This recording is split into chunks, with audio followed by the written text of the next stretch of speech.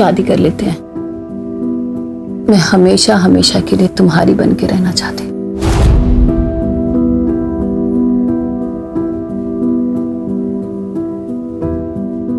चल कर लेते हैं, पर तुम्हें आशीष को डिवोर्स देना होगा।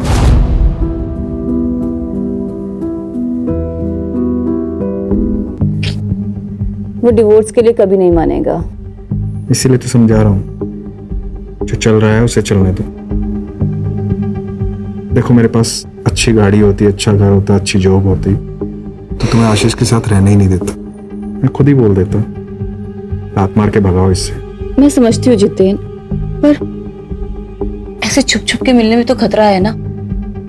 अगर किसी दिन आशीष को पता चल गया तो तब की तब देखेंगे।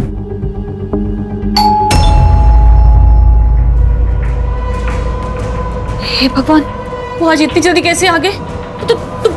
तुम चुप हो जल्दी से।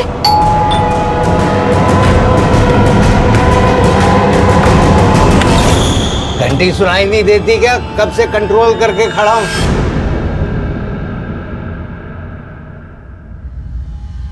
यहाँ टंकी फुल है मेरी, अभी खोलती नहीं तो यहीं टंकी खाली कर देता।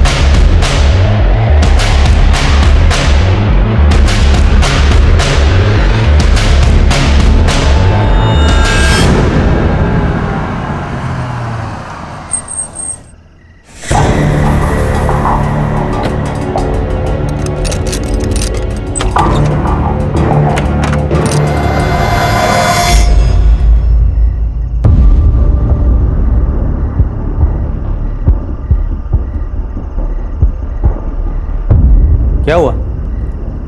सब लोग ऐसे क्यों देख रहे हैं? मैं कोई चोर हूं क्या? हम कब से तुम्हारा इंतजार कर रहे हैं। 2 साल हो गए तुम्हें जॉब छोड़े हुए, अब तक तूने दूसरी जॉब भी नहीं पकड़ी।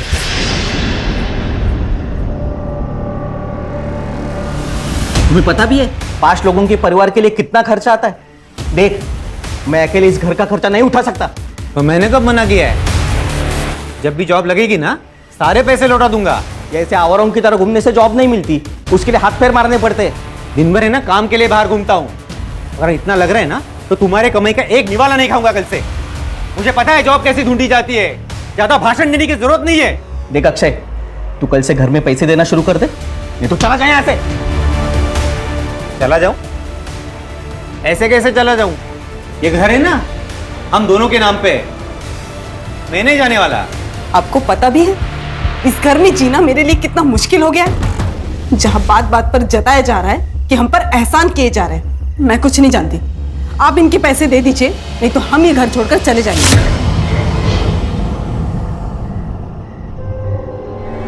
कोई कहीं नहीं जा रहा है।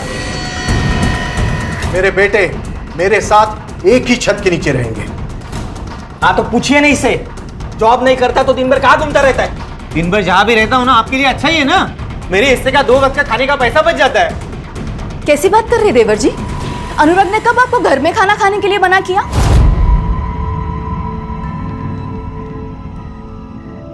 तो फिर किसी को क्यों जानना है मैं दिन भर क्या करता हूँ, कहाँ रहता हूँ?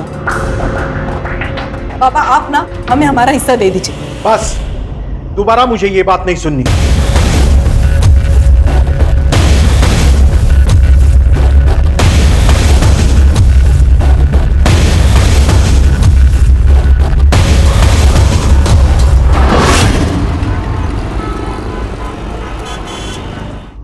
सुनिए, वो मुझे कुछ पैसे चाहिए थे, वो घर का थोड़ा सामान लेकर आना है। अभी 2 दिन पहले ही तो दिए थे 1000 रुपए। सुनो, क्या 2 दिन पहले? हाँ, जैसे तुम्हारी दारू महंगी हो रही है ना, घर गृहस्थी का सामान भी महंगा हो रहा है। दारू पीने के पैसे हैं तुम्हारे पास, पर घर गृहस्थी के सामान के लिए पैसे नहीं है। हाँ नहीं है पैसे, कर ले जो करना है। अरे, मैं तुम्हें जाने नहीं दूंगी। मुझे पैसे चाहिए, मतलब पैसे चाहिए। हाथ छोड़, हाथ छोड़। अरे सुनो,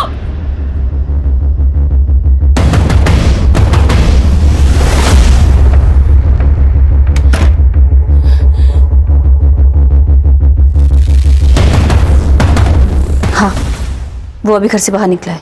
ठीक है।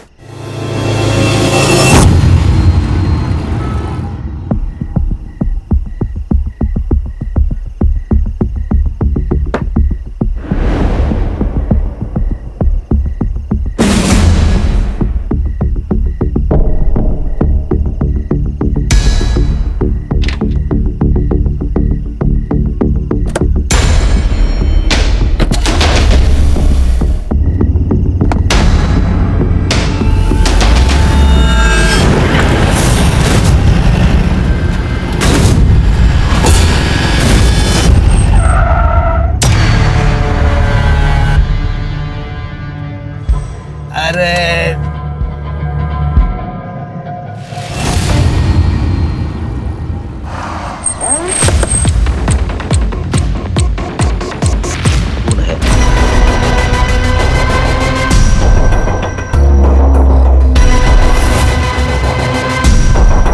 सर गाड़ी में कुछ नहीं मिला। आरटीओ ऐप से कंफर्म किया है कि ये गाड़ी आशीष खुराना के नाम पे है। आशीष खुराना? सर आशीष खुराना की वाइफ सिमरन ने आज सुबह ही उनकी मिसिंग कंप्लेंट दर्ज करवाई थी। बॉडी के साथ में ये खून मैच करके देखो, सिमरन को बुला के आइडेंटिफिकेशन करवाओ, ये गाड़ी फॉरेंसिक में भेजो और आशीष का सीडीआर और कल रात की लोकेशन निकलवाओ। Yes sir.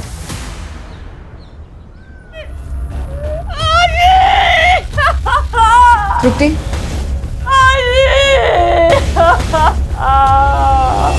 कल शाम को काम से लौटा तो थर्ड फ्लोर से चिकने चिल्लाने की आवाज़ आ रही थी। मैं समझ गया पुराना फैमिली फिर से झगड़ा कर रही थी। जाके देखा तो आशीष गुस्से से भाग गया।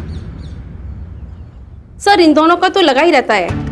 आशीष शराब पी के आता है और फिर दोनों मियां बीवी में झगड़ा होता है। लेकिन कमाल की बात तो ये है सर कि कभी दूसरे आदमी के साथ झगड़ा हुआ ही नहीं। कौन दूसरा आदमी? सर एक आदमी है, जब आशीष घर पे नहीं होता है ना तब वो घर पर आता है। मैं उसे जानती नहीं हूँ, लेकिन हाँ मैं उसे देखूंगी तो जरूर पहचान जाऊंगी।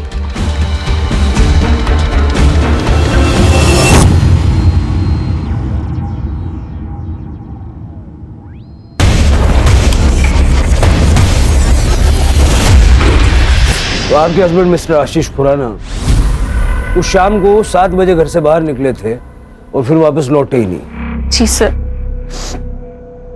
हर दिन वो आधी रात को घर वापस आते थे। सर उस दिन मैंने फोन किया उन्हें तो उन्होंने कहा कि वो आधे घंटे में आ रहे हैं। सर उसके बाद मेरी आंख लग गई थी तो रात के करीब 3 बजे मेरी आंख खुली। वो घर वापस नहीं आए थे। मैंने उन्हें फोन किया पर सर सुबह तक उनका कोई रिस्पॉन्स नहीं आया।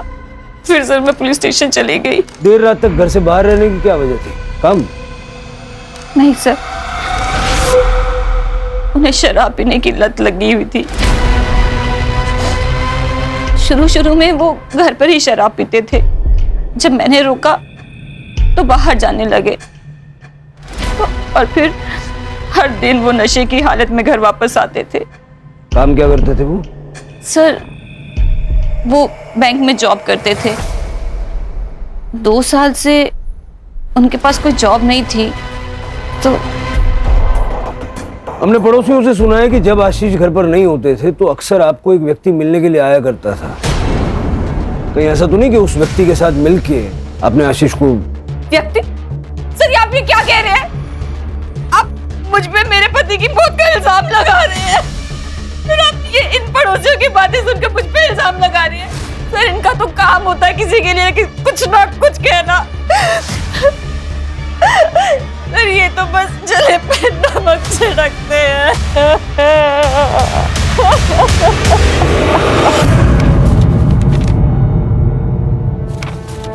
क्या इस आदमी को जानते हो? हाँ मैडम, यह आदमी तो कल रात को यहाँ पर बैठ के दारू पी रहा था। करीब 11:15 बजे ना वो यहाँ से निकल गया। अब अकेला था या इनके साथ कोई और भी था? नहीं, अकेला था वो। मुझे सीसीटीवी फुटेज चेक करना है। ठीक है, कर सकते हो।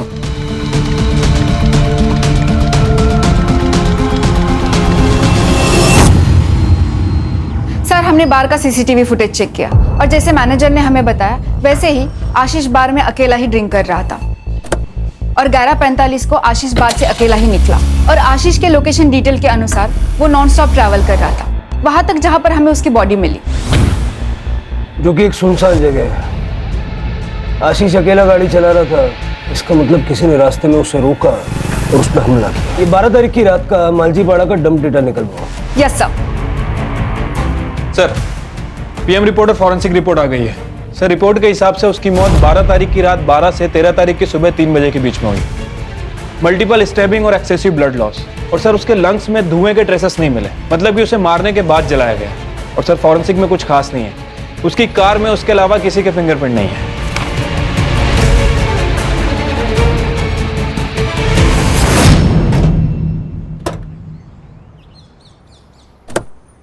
तू पहले मेरी बात सुन, मुझे कल शाम तक हर हाल में फैसला चाहिए। तू बस टाइम बोल, मैं पहुंच जाऊंगा। हाँ ठीक है। नागेश, कोणाशी बोलतोय? कहीं फिर से वही? आई तू कशाला घाबरते एवढं?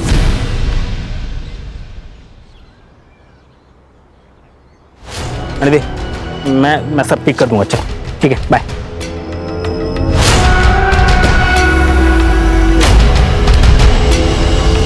सर, आशीष के कॉल रिकॉर्ड के हिसाब से उसे लास्ट कॉल किसी अक्षय संपत का आया था, और बाहर से निकलने के 15 मिनट पहले तक वो उसी से बात कर रहा था। बाहर के सीसीटीवी फुटेज में भी दिखा है सर। अक्षय संपत? हाँ सर, और इसके कॉल रिकॉर्ड में किसी जीतेन शाह का भी नंबर मिला, और ये तीनों लगातार टच में थे। इनफैक्ट दिन में 2 से 3 बार बात भी किया करते थे। डंप डेटा का क्या हुआ? सर आज शाम तक मिल जाएगा। सर, मैं जीतेन और आशीष बरसों पुराने दोस्त थे। मुझे तो अभी भी यकीन नहीं हो रहा कि आशीष अब हमारे बीच नहीं है।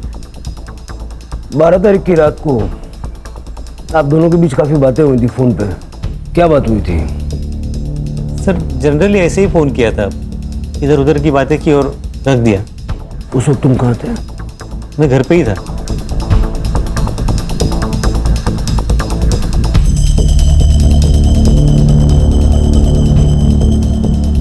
हाँ कदम, ठीक है सर।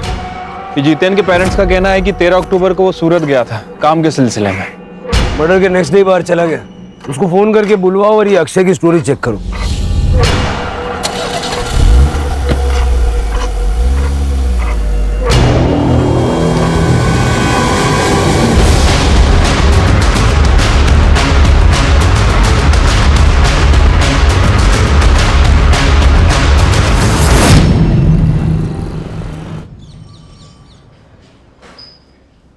झूठ क्यों बोला? जिस वक्त आशीष बाहर से बाहर निकला उसी वक्त तू भी अपने घर से बाहर निकला, और फिर रात को 1:30 बजे तक तुम्हारा फोन स्विच ऑफ था। वो क्या है सर, मैं रात को अक्सर बाहर जाया करता हूँ। वो क्या है ना, मुझे पान खाए बगैर नींद नहीं आती। और रही बात मोबाइल की, तो मेरी मोबाइल की बैटरी डाउन हो गई थी सर, इसलिए स्विच ऑफ हो गया था। लेकिन मैं जैसे ही घर लौटा मैंने चार्जिंग पे लगाया और सो गया। कितने घंटे तक बाहर था? यही कोई लगभग 1 आध घंटा। पान वाले के वहाँ बहुत भीड़ थी क्या? 1 घंटा लग गया? नहीं सर, वो क्या है, मैं पान खाने के बाद ड्राइव पे जाता हूँ, वो ट्रैफिक कम रहती है ना रात को। कौन से पान वाले के वहाँ गया था? चौरासी पान वाला सर। अक्षय साहब, वो तो हमेशा आते रहते साहब। उस रात को भी करीब 12 बजे आए थे। तो मैं इतना यकीन कैसे है? उस रात उन्होंने मुझे 2000 रुपए का नोट दिया था। मेरे पास भी छुट्टा नहीं था, उन्होंने मेरे पे भरोसा कर लिया। वो बोले मैं रोज आते रहता हूँ, बाद में पैसे लेके जाऊंगा। ठीक है, थैंक यू। हाँ, अक्षय तो दिन रात घर से बाहर ही रहता है। घर में तो बस खाना खाने आता है। पता नहीं कौन से बिजनेस की प्लानिंग कर रहे हैं। हमारी तो छोड़िए, उसकी खुद की पत्नी भी परेशान रहती है। मतलब दिन भर वो काम की वजह से घर पे नहीं होता है। सालों से उसे पान खाने की आदत है, तो रात को 1-2 घंटे के लिए वो बाहर चला जाता है। सर, पूरे घर का माहौल खराब करके रखा इसने। इसकी इन आदतों की वजह से हमने पूछना भी बंद कर दिया है। आप तो अक्षय की पत्नी है, आपको तो पता होगा ना कहाँ कितना वक्त गुजारते हैं आपके पति। सर, मैं ज्यादा कुछ पूछती नहीं हूँ उन्हें। जब तक वो आता है मैं सो जाती हूँ, इसलिए हम दरवाजे को लॉक भी नहीं करते, ताकि उन्हें जब भी आना हो रात को वो आ जाते हैं। अगर अक्षय ने आशीष को नहीं मारा है तो फिर कौन हो सकता है? ये जीतेन का है? सर कल आ रहा है। सर, डीएनए रिपोर्ट आ गई है, वो बॉडी आशीष की है, और मैंने उसका बैकग्राउंड भी चेक किया।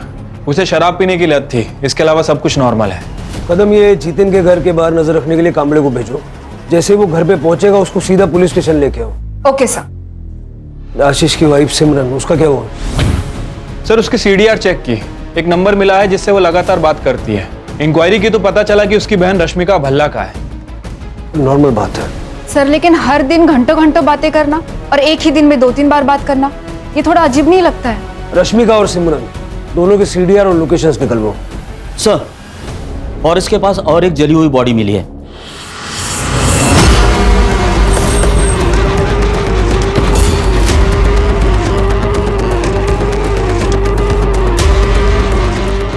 बगा जरा। सर, बॉडी को पेट्रोल से जलाया गया है और बॉडी की कंडीशन देख के लगता है कि लगभग 12 घंटे पहले मौत हुई है। सर, गाडीमध्ये काहीच सापडलं नाही। ये गाड़ी अक्षय संपत के नाम पे है। परिवार वालों को बुला लो।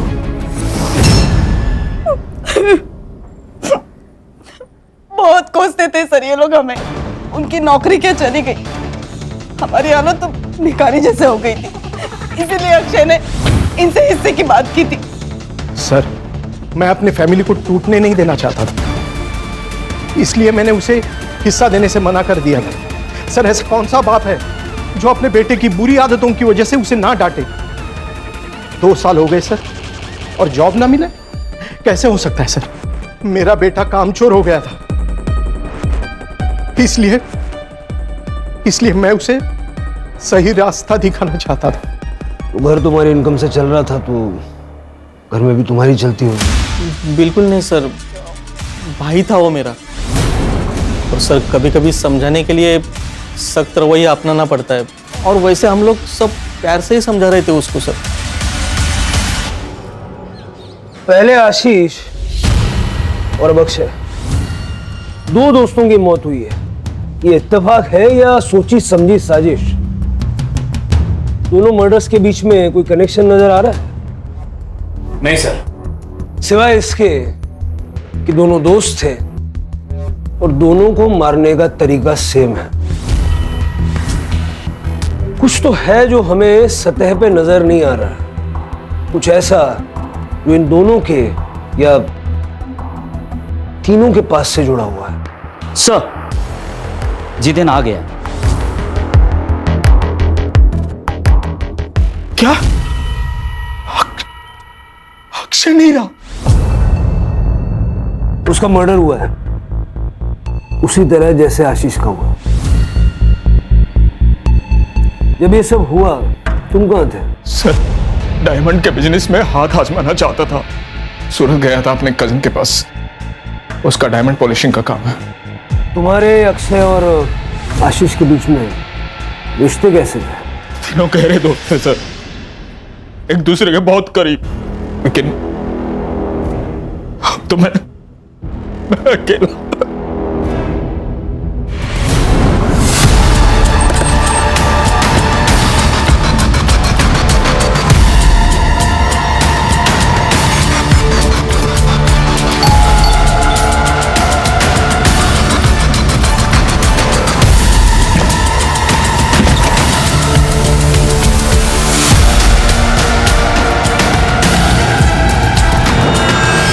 कदम। Yes sir.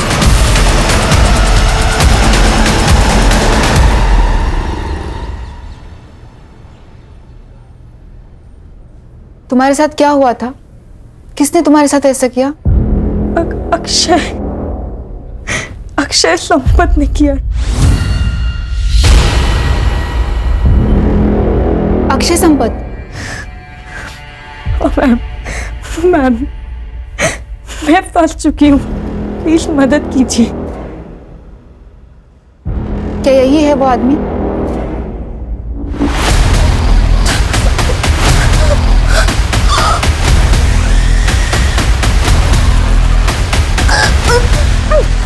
सर, प्लीज आप बाहर जाइए।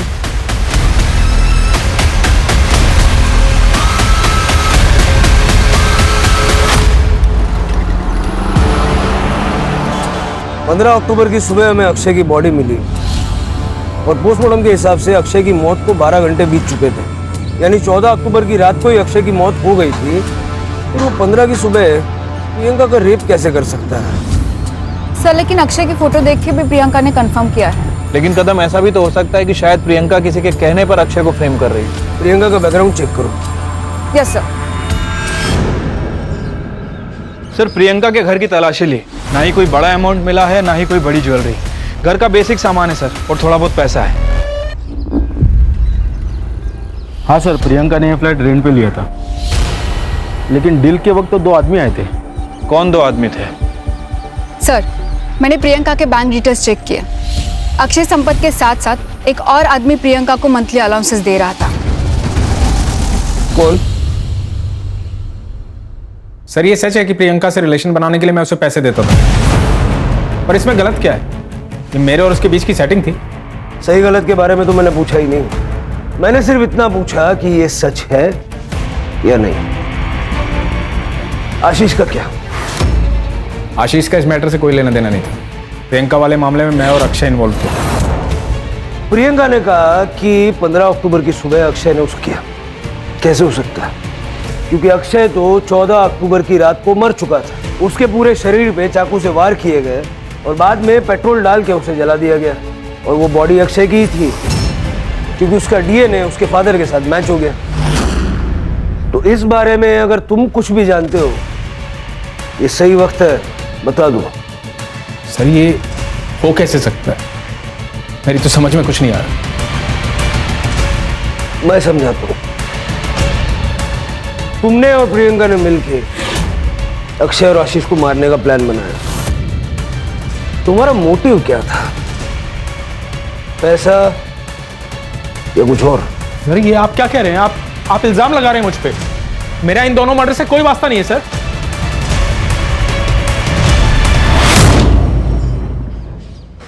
सर आशीष, जितेन और अक्षय हैं। इन तीनों की दोस्ती के अलावा एक और कनेक्शन है इन तीनों से रिलेटेड। सर 3 साल पहले इन तीनों को एक बड़े स्कैम के चक्कर में पकड़ा था, लेकिन सबूत ना होने की वजह से इन्हें छोड़ दिया गया। मैंने उस केस के इन्वेस्टिगेशन ऑफिसर नचिकेत परब को बुलाया है। सर मैंने आशीष और अक्षय के मर्डर के बारे में पढ़ा। 3 साल पहले आशीष, अक्षय और जितेन इन तीनों ने मिलकर मुंबई के बैंक में फ्रॉड किया था, जिसकी इन्वेस्टिगेशन मैं कर रहा था। क्या किया था?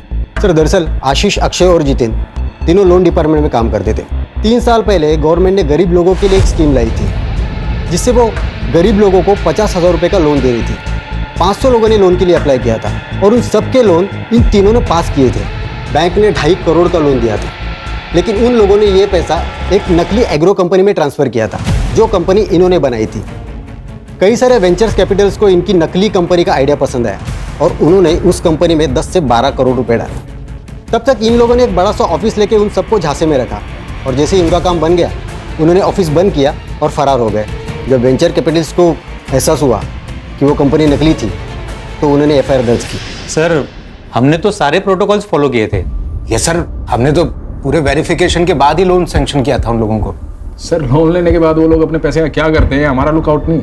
उन लोगों ने तुम्हारे कहने पे अपना सारा पैसा तुम्हारी नकली कंपनी में लगा दिया। सर किस कंपनी की बात कर रहे हैं आप? सर आप क्या बोल रहे हो ना, कुछ समझ में नहीं आ रहा है। सर हमारे हाथ में कोई सबूत नहीं था, इसलिए केस को बंद करना पड़ा। 12.5 करोड़ गायब थे, 10 करोड़ वेंचर कैपिटल्स के और 2.5 करोड़ बैंक के, जो बैंक ने लोन में दिए थे। और केस के चलते इन तीनों को सस्पेंड कर दिया गया। सबसे इंटरेस्टिंग चीज़ ये है कि इतना बड़ा घपला करने के बाद भी कहीं कोई प्रूफ नहीं मिला। सर क्योंकि उन्होंने अपने या अपने फैमिली के नाम पे कुछ भी नहीं रखा था। उन्होंने नकली नाम, नकली एड्रेस, नकली पैन कार्ड और नकली आधार कार्ड से उस कांड को अंजाम दिया था। और रजिस्टर ऑफ कंपनी में भी उन्होंने किसी को घूस खिला के अपनी कंपनी रजिस्टर करवाई थी, इसलिए किसी ने अच्छे से कंपनी की जांच पड़ताल भी नहीं की। तो ये थी वो मिसिंग कड़ी। तो तुमने जितेन की मदद इसलिए की ताकि वो अक्षय और आशीष को मार के उनका सारा पैसा हथिया सके। मैंने कुछ नहीं किया है, मैं तो खुद एक विक्टिम हूँ। पापा अक्षय और जितेन अंकल के लिए काम करते थे। उनकी डेथ के बाद मैं और मम्मी बहुत अकेले हो गए थे। मुझे अपनी आगे की एजुकेशन के लिए पैसे चाहिए थे। मैंने जितेन अंकल को कहा, उन्होंने मुझे बुलाया और मेरा फायदा उठाया। बाद में अक्षय अंकल ने भी यही किया। तुम्हारी कहानी पे कैसे यकीन करें? अक्षय की 14 तारीख की रात को मौत हो गई थी, फिर 15 तारीख की सुबह को वो तुम्हारे साथ कैसे हो सकता है? मैं कसम खा के कहती हूँ, मैंने कुछ भी झूठ नहीं बोला है। उस दिन सुबह अक्षय ही था। कल हॉस्पिटल से डिस्चार्ज मिलेगा, शहर छोड़ के नहीं जाना। ये जितेन अभी भी प्रियंका की बिल्डिंग में जाता है सर, और जिस दिन प्रियंका हॉस्पिटल में थी ये उस दिन भी उस बिल्डिंग में गया था। पैसे ढूंढने गया होगा। सर हमने तो फ्लैट को बहुत अच्छे से चेक किया था, हमें तो पैसे नहीं मिले सर। सिमरन से मिलने गया होगा। ये बिल्डिंग में तो रेगुलर जा रहा है और बिल्डिंग के सीसीटीवी में इसे देखा भी गया है, लेकिन किस फ्लैट में जाता है ये बताना बहुत मुश्किल है। सर रश्मिका के सीडीआर रिपोर्ट आ गया है, सेम पैटर्न है। सिमरन से कॉल, दिन में कई बार और लंबे समय तक बातें की है। ये रश्मिका रहती का? सर आपकी बहन का और आपका रजिस्टर्ड एड्रेस सेम कैसे हो सकता है? वो आपके साथ रहती है? नहीं सर, सर मैंने मेरी बहन के नाम से एक सिम खरीदा था। पिछले साल तक वो यहीं रहती थी, फिर उसकी शादी हो गई और वो यूएस चली गई। वो नंबर आप कौन यूज करता है? जितेन। सर जितेन और मैं एक दूसरे से प्यार करते हैं। आशीष को पता ना चले इसलिए जितेन वो नंबर यूज करता था। ये जितेन का और आपका रिश्ता कब से चल रहा है? 2 साल से सर। जब भी आशीष बाहर जाता था तो मैं जितेन को घर बुला लेती थी। इसीलिए आपने और जितेन ने कोर्ट में शादी के लिए रजिस्टर किया है? सर मेरी और आशीष की शादी तो 6 महीने में ख़त्म हो गई थी। आशीष को मेरे साथ रहने में कोई इंटरेस्ट नहीं था। उसकी शराब पीने की लत, रोज़ की लड़ाई, सर मैं थक चुकी थी। और इसी दौरान मुझे जितेन मिला और मैं जितेन से अट्रैक्ट हो गई। और इसीलिए आप दोनों ने मिलकर उसे रास्ते से हटा दिया ताकि आप दोनों आसानी से शादी कर सकें। नहीं सर, नहीं।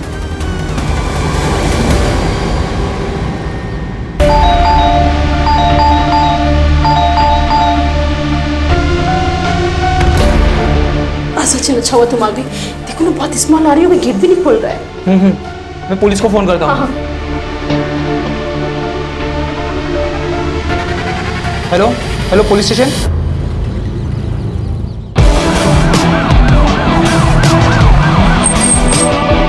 अरे चला बाजू लगा फटकार। सर ये मकान मालिक है, इन्होंने फ़ोन करके मुझे बुलाया था। दरवाजे के अंदर से बदबू आ रही थी सर, हम आपके आने का इंतजार कर रहे थे इसलिए हमने दरवाज़ा नहीं खोला। एक चाबी होगी ना आपके पास? खोल दीजिए।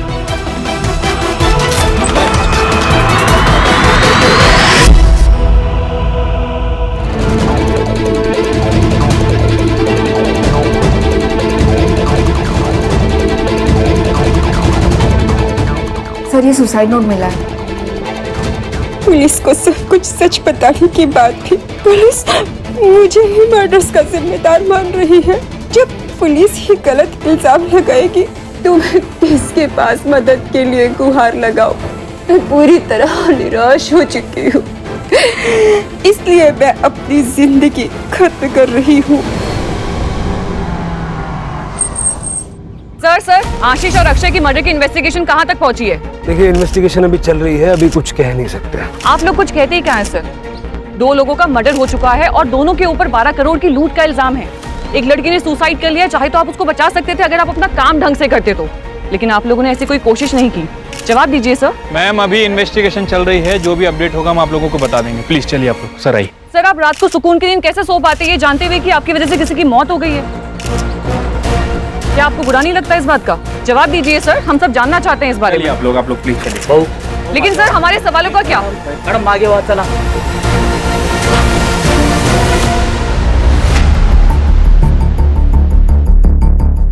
हो सकता है कि जितेन और सिमरन ये दोनों इन्वेस्टिगेशन को भटकाने के लिए प्रियंका को मार के ये सुसाइड का नाटक रच रहे हैं। और अगर प्रियंका ने वाकई में सुसाइड किया है तो पोस्टमार्टम रिपोर्ट में क्लियर हो जाएगा। प्रियंका ने कहा कि अक्षय संपत ने उसका रेप किया, जबकि अक्षय तो एक दिन पहले ही मर चुका था। प्रियंका सच बोल रही थी। सर कसम से हमारे दिमाग में कभी ये ख्याल नहीं आया, और जिस रात आशीष का मर्डर हुआ उस रात 3 बजे तक मैं सिमरन के साथ था। कहानी बहुत अच्छी है, बहुत बढ़िया, लेकिन इस कहानी में ट्विस्ट है। 2 को-कॉन्स्पिरेटर्स की गवाही तो चलेगी नहीं। आशीष को मारा पैसों के लिए और प्रियंका को मारा हमारा ध्यान भटकाने के लिए। सर ये आप बार बार क्यों कह रहे हैं? जो मैंने किया ही नहीं उसको क्यों बुलवाना चाह रहे हैं आप मुझसे? सर ये गोविंद संपत परिवार की हिस्ट्री चेक की है, पता चला है कि गोविंद की गीता नाम की भाभी है। ये गोविंद गीता को कुछ पैसे भी ट्रांसफर किया करता था और गीता का एक बेटा भी है, नागेश नाम है उसका। और गीता ने पनवेल पुलिस स्टेशन में उसकी मिसिंग कंप्लेंट भी कराई है। 14 तारीख से गायब है, 14 अक्टूबर से।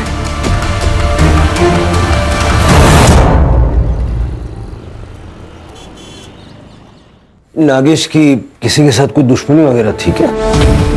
नहीं तो 14 अक्टूबर को नागेश कहाँ गया था? उस दिन उसने शाम को मुझे फोन किया था और मुझसे कहा कि उसे आने में देरी होगी। मैंने उससे पूछा भी क्यों। उसने कहा था वो घर आके मुझे खुशखबरी देगा, लेकिन वो नहीं आया। कदम, नागेश की गाड़ी की डिटेल्स ले लो।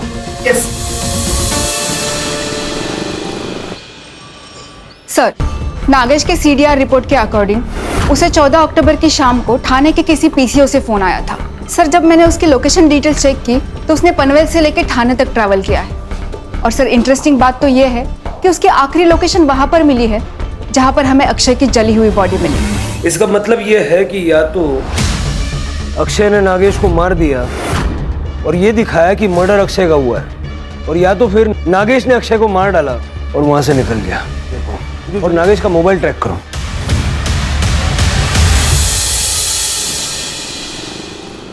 सर, ये नागेश का फोन थोड़ी देर पहले पुणे में ऑन हुआ था, लेकिन स्विच ऑफ हो गया। सिम कार्ड डीलर को ट्रेस। सर,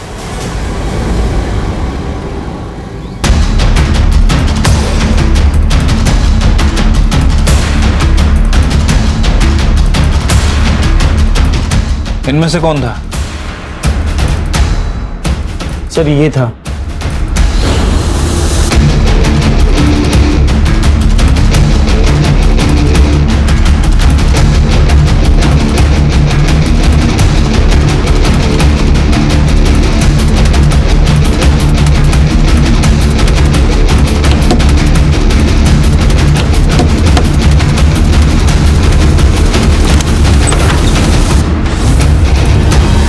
मैं संपत परिवार के पड़ोस में ही रहती थी। गोविंद शादीशुदा थे, फिर भी हमें एक दूसरे से प्यार हो गया और उसने मुझसे मंदिर में शादी कर ली। और जब मैं प्रेग्नेंट हुई तो उसने मुझे पनवेल वाले घर में शिफ्ट कर दिया ताकि हमारे रिश्ते के बारे में किसी को पता ना चले। लेकिन हाँ, गोविंद की पहली बीवी के बच्चों से उसकी कुछ लड़ाई चल रही थी। प्रॉपर्टी और पैसे के हिस्से को लेकर गोविंद नागेश को हिस्सा देना चाहता था, लेकिन अक्षय और अनुराग को मंजूर नहीं था, इसलिए कई बार उन लोगों में झगड़ा हुआ। तू पहले मेरी बात सुन। मुझे कल शाम तक हर हाल में फैसला चाहिए। तू बस टाइम बोल, मैं पहुंच जाऊंगा। और किसी से उसकी कोई लड़ाई नहीं थी।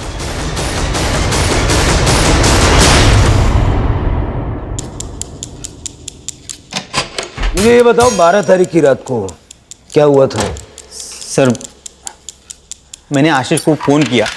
आशीष, कल फिर से कोई नया बहाना बनाया तो तुम यही बोलोगे कि पैसे कहीं और छुपाए, वहां लेने जाना है। अरे तू टेंशन मत ले यार, एक काम कर, तू आज ही आ जा, मैं आज ही तेरे को दे दूंगा। तो तूने सोचा कि सारा पैसा तू ले लेगा?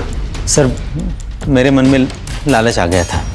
सबसे पहले मैं चौरसिया पान वाले के पास गया और इस बात का ध्यान रखा कि उसे याद रहे कि मैं उसकी दुकान पर आया था।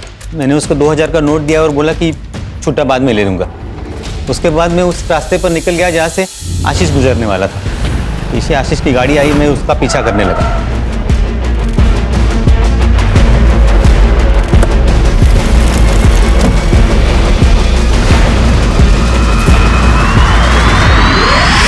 सर, बैंक के फ्रॉड से हमें 12.5 करोड़ रुपए मिले थे। वो सारे पैसे हमने आशीष के पास रखे थे। नीरज और मैं बार बार उसे कह रहे थे कि हमें हमारा पैसा दे दे ताकि हम भी हमारी जिंदगी में आगे बढ़े, लेकिन वो हमेशा हमारी बात टाल देता था। साहब, ये अक्षय आशीष को कुछ नहीं बोलता था, मैं ही उसके पीछे पड़ा रहता था।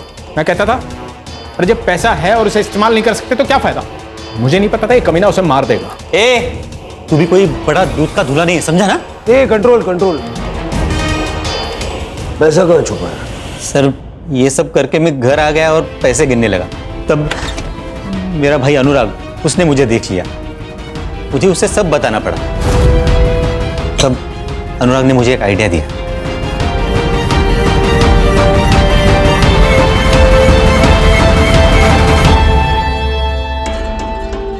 देखिए, आशीष के मर्डर केस में ना चांसेस है कि पुलिस तुझ पे शक करे, क्योंकि उसे लास्ट कॉल तूने किया है। और ये भी हो सकता है कि वो जो पान वाला है वो तुझे याद नहीं रखे। तो फिर अभी क्या करना चाहिए? देख भाई, तुझे मरना होगा। क्या? अरे मतलब तेरे नाम पे किसी और को मरना होगा। लेकिन ऐसा है कौन?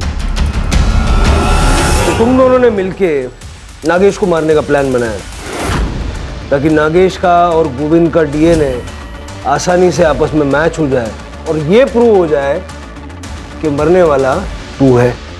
सर, नागेश ने पहले से ही प्रॉपर्टी के हिस्से को लेकर हमारे नाक में दम कर रखा था, तो हमने सोचा कि एक ही तीर में दो शिकार हो जाएंगे। 14 अक्टूबर को हमने नागेश को फ़ोन करके ये कहा कि हम लोग उसे प्रॉपर्टी के हिस्से में शरीक करने को तैयार है। उस बारे में बात करने के लिए हमने उससे थाना बुलाया। तब तक अनुराग ने पुणे में मेरे लिए टैक्सी ड्राइवर के जॉब का इंतजाम करके रखा था। मैं प्रियंका को उसी हालत में छोड़कर पुणे चला गया। वहाँ जाकर मैंने नागेश की गाड़ी बेच दी और नकली आधार कार्ड बनवाए। चार्जशीट बनाओ और वो अनुराग को ढूंढ के ले आओ। चलो।